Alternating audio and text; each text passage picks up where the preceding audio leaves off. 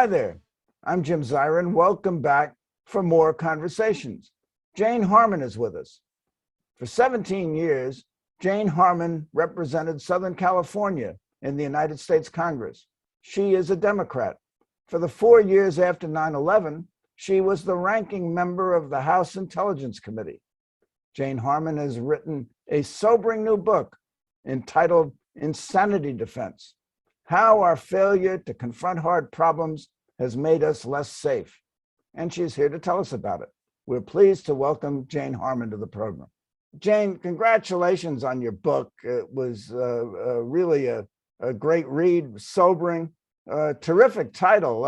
Where'd you get that title, Insanity Defense? I know you're a lawyer, but was that what occurred to you when you thought of our national security policy? Well, actually, no. My original title was something boring like "The War on Terror Has Not Made Us Safer," which is now in the news everywhere. But I shared that with my younger daughter, who is a freelance writer. And she said, "Mother, it's so boring. The right title is Insanity Defense." And so she knows things. And I changed the title, and everybody asked me this question.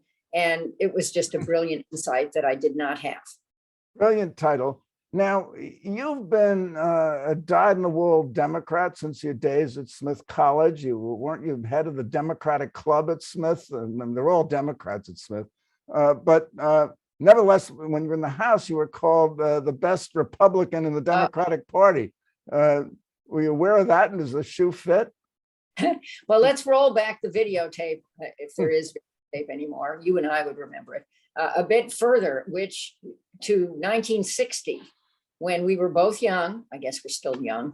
And I went, and you didn't, to the Democratic Convention in Los Angeles. I grew up in LA, public school kid, daughter of immigrants. And at that convention, with basically no security, I saw the nomination of John Kennedy for president. I met Eleanor Roosevelt. I'm not making this up. And I ushered at his acceptance speech in the LA Coliseum. And that was it. That was my epiphany. I wanted to be in politics, and I actually wanted to be in Congress. And it only took me 32 years after that to get there. But I ran my high school Democratic Club. I co-ran the Smith Democrats. By the way, back in the day, Smith had a lot of Republicans and debutantes and all that, none of which I had been exposed to previously.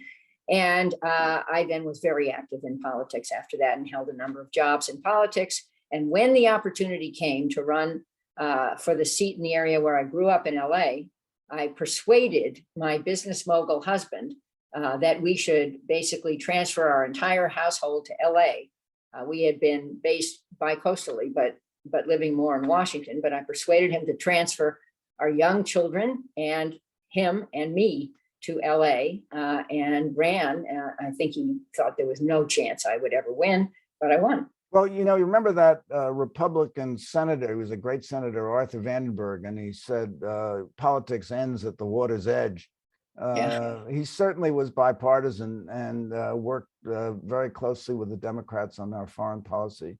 But today, it seems that so toxic, we're polarized, the two parties can't seem to agree on anything, even the debt ceiling, which has always had bipartisan support. Ted Cruz says never, never, never. And McConnell says, the Democrats control the White House and both houses. They really don't control the Senate. And so therefore why should we spending money and borrow more money to finance their bankrupt governance? I mean, all this stuff is preposterous. And why are we getting this? Well, how did it start, and what can we do about it? Well, I don't know how it started. Everyone points to the start of our republic. Remember, it's a republic if you can keep it. Those were the eternal words. And there was no party system, but there was lots of vitriol. The party system basically happened around the Civil War.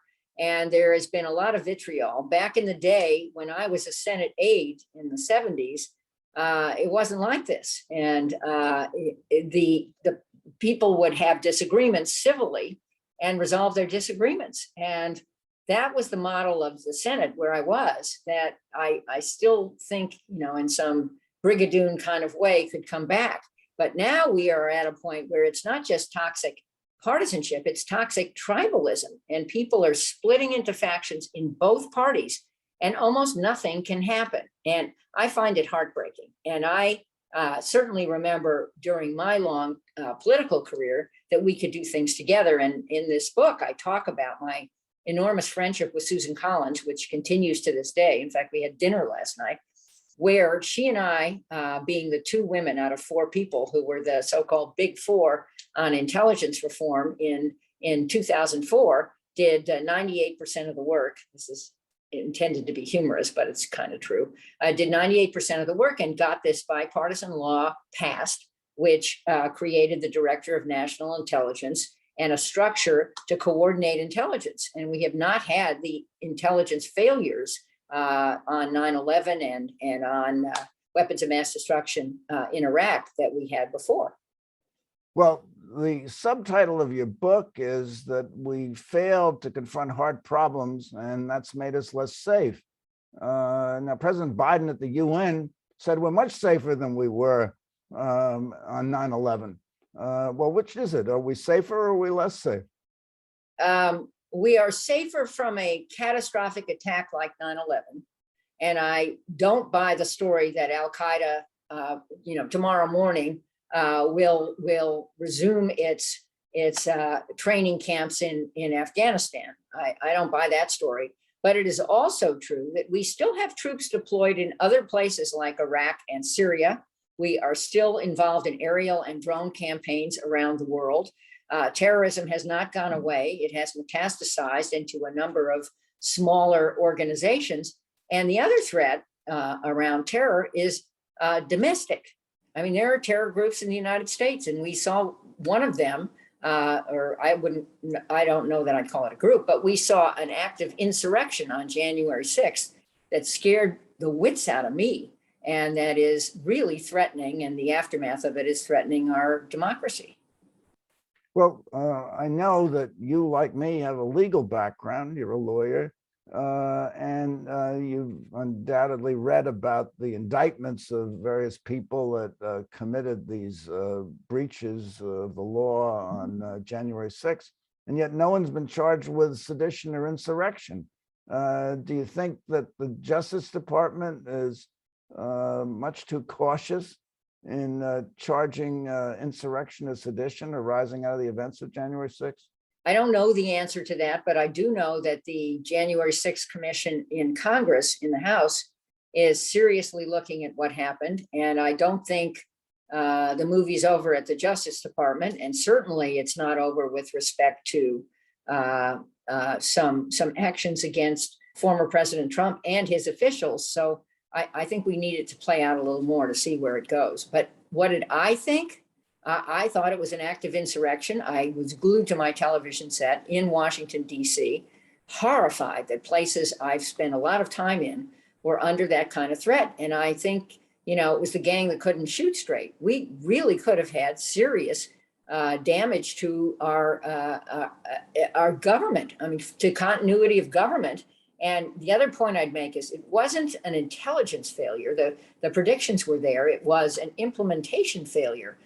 Orders seem to have gone out for the National Guard not to have been deployed when it was essential, and other parts of the law enforcement machinery. We know how to do this. We know how to protect our country during inaugurations. I went all over that carefully when I had my roles as ranking Democrat on House Intelligence and head of the Intelligence Subcommittee of Homeland Security. We know how to do that. We have the playbook. We just didn't use it for this. And we came so close.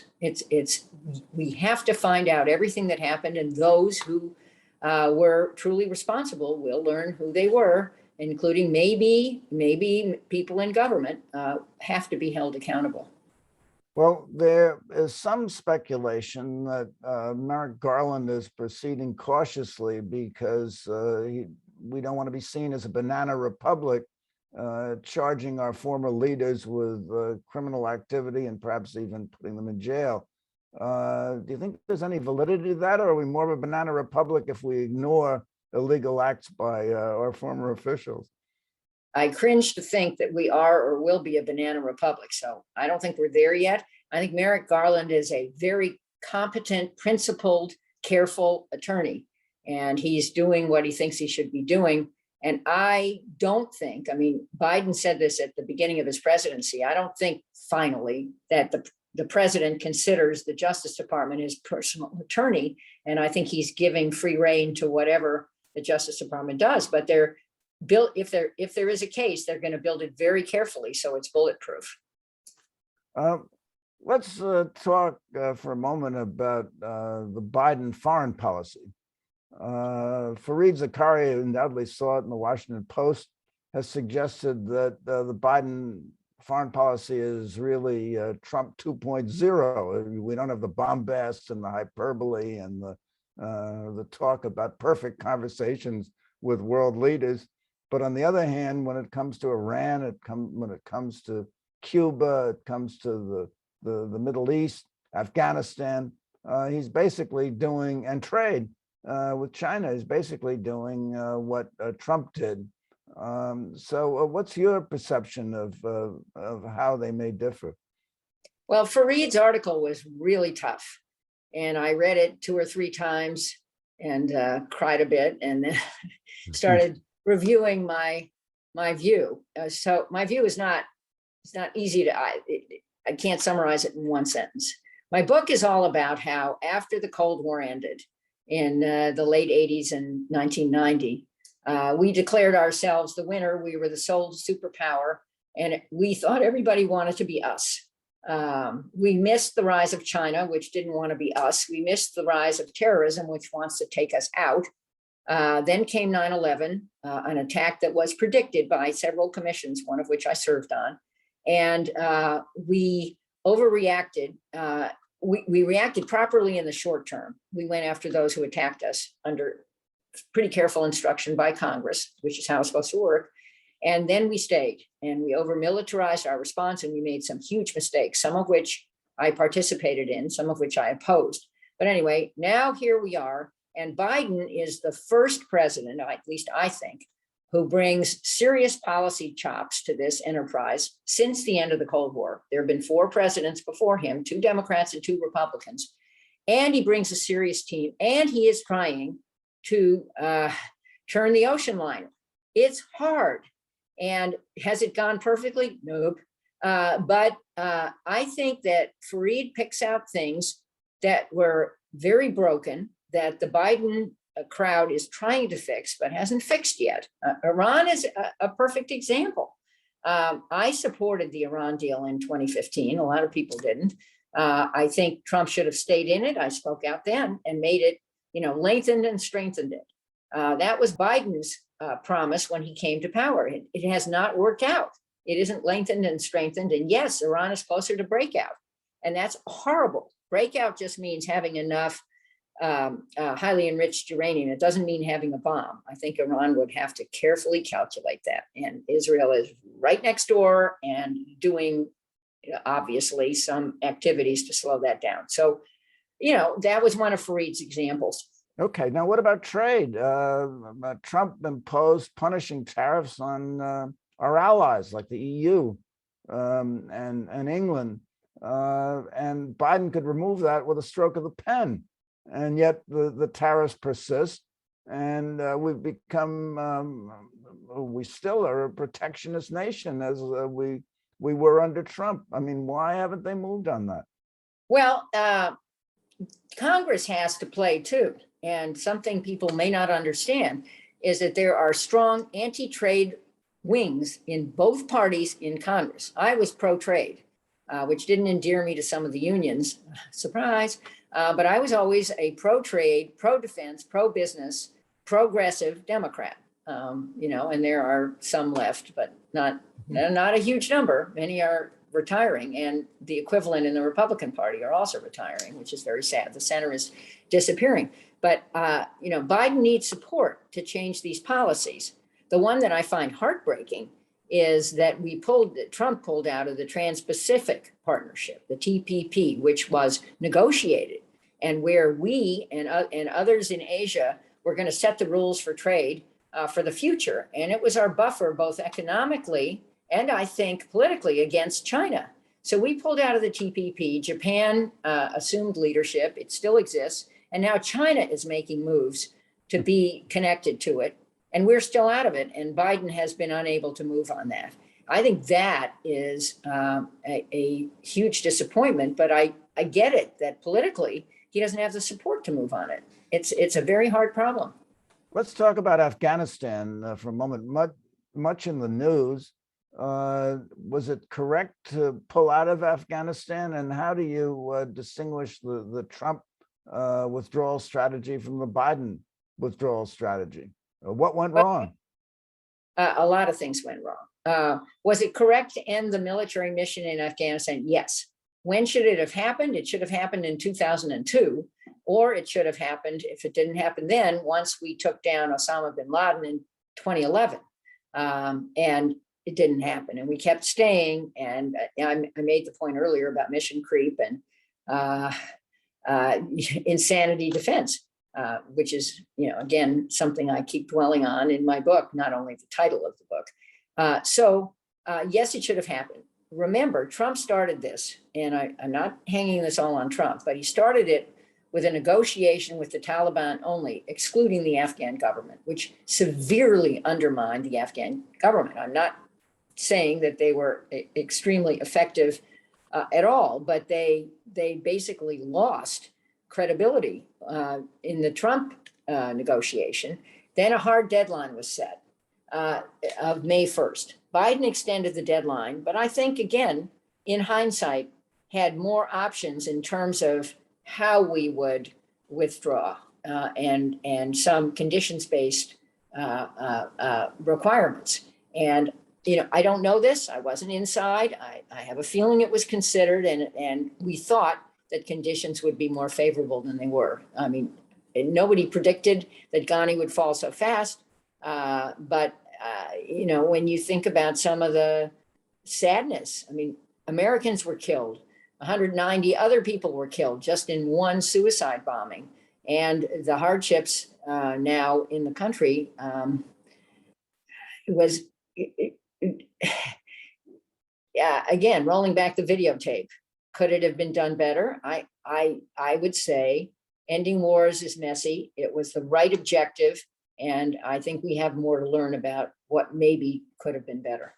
Well, should we have gotten the military out, the U.S. military out last rather than first, and waited until everybody got out and we wanted to get out?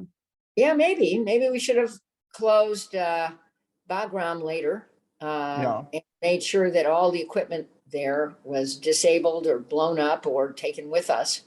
Maybe.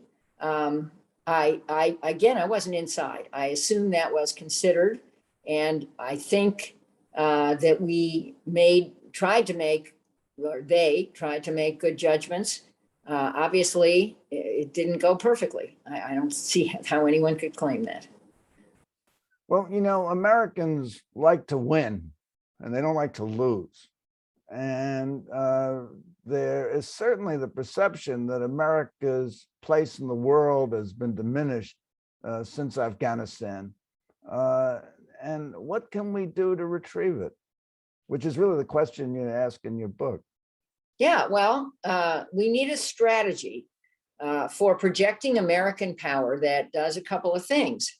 It protects our values. Our values are protecting human rights, protecting democracy, helping women and girls, the rule of law, etc. And our interests. Our interests are in not getting attacked again, and in, it seems to me anyway, I should have added the pandemic and climate and a few other things to our list. Our interests are not getting attacked again and protecting the security of the United States. And we can walk and chew gum at the same time. I think Biden is trying to do that. This ocean liner metaphor is that it's hard to turn ocean liners and takes a while.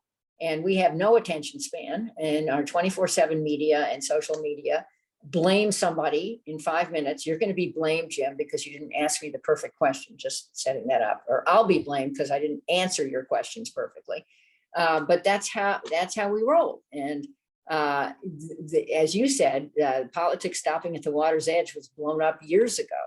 And now nothing is off limits. The questions asked in congressional hearings are uncivil by some members of Congress.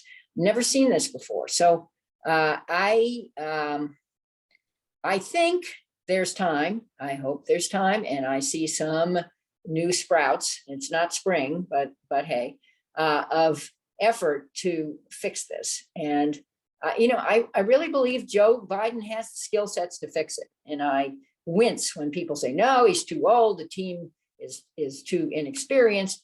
No, he's not too old. I mean, I don't know what too old means anymore. No, he's not too old, and he's very experienced. And he is a guy with great empathy and great interpersonal skills. And a lot of fixing this is forging relationships that are based on mutual respect, not just fear. And I think that's a big difference from the last administration. Well, in your book, you're critical of our over-reliance on the military, that we have a problem and immediately send in the troops, boots on the ground. And if we don't want to send in the military, we have drone strikes. And we used it against Soleimani. Trump used it against Soleimani, the Iranian general whom we took out. And then we used it again in Afghanistan, and there was collateral damage. We didn't seem to know what we were doing. So is it your judgment that we should do something other than immediately respond with a strike every time we have a problem? Yes. What do we accomplish by killing Soleimani? There's like blood on his hands, and no one sheds any tears over him. But what did we really accomplish? Well, I think he was pretty powerful and effective. I'm not an opponent of what we did there. I'm not. And I think that drones have limited utility, especially if we absolutely know that we're striking our target. The sadness on, I think it was August 29th, is we mistook the car for another car, and the jugs of water, which is what was in the car. This guy was trying to be helpful to those trying to evacuate the country, were mistaken for some kind of chemicals. And it's just totally tragic. That was 10 people who died who shouldn't have died, and no military targets. Anyway, Biden has been trying to limit drone strikes around the world. I think it's still a tool in our arsenal, but here's what I want to say. Joe Nye, whom I deeply respect at Harvard, coined the terms hard power and soft power. He also has a book on smart power. He credits me with saying that that was something we ought to have. But soft power is the first defense, and should be the first offense and the first defense. Hard power is only when there are no other options. And we have maxed on hard power and skimped on soft power basically since 9/11. And the State Department is pretty hollowed out. Tony Blinken needs more troops. None of our ambassadors, to my knowledge, has been confirmed, not one that I know about. And so we don't have the tools to implement soft power effectively. That's where we need to go. And there's also good news, which is that the NGO sector and private philanthropy and just good citizens who are effective and former military and a lot of former officials provided a pretty deep net that helped empower and achieve the evacuation of Americans and others from Afghanistan. I mean, it's a really good story. And what's wrong with that? I mean, government can't do everything. And just thanking them and trying to figure out a seamless way to include them in our soft power offense would be a very good project to work on. Okay, well, we've come to the end of our time, Jane, and I have a question for you. And my question is Biden wrong or right in saying that we're safer now than we were on 9/11? He's wrong and right. He's right in saying that we are safer against a catastrophic attack like 9/11 itself, airplanes hitting buildings and killing 3,000 people on US soil. But he's wrong in saying that in other respects, we are safer. And I think he has the right goals. He needs more support, more help. And I'm giving him the benefit of the doubt to achieve success with those goals. But I'm happy he's our president, and I'm available in whatever capacities I have, and I hope you are too, to be supportive and to right the ship, right the ocean liner, and have the U.S. do something it should have done 40 years ago. Is it 40? 30 years ago, when the Cold War ended, which is come up with a strategy that projects our leadership in the right way in the world. And our leadership is based on values, and our leadership is based on interests, and we pull the country back together. It is terribly fragmented, and that's a lose-lose where we are now. Values, interests, and pulling the country back together. Jane Harman, thank you for your service, and thank you for coming by. Thank you for coming by. Tune in next week for more conversations. I'm Jim Zirin. Take care, be safe, and all the best.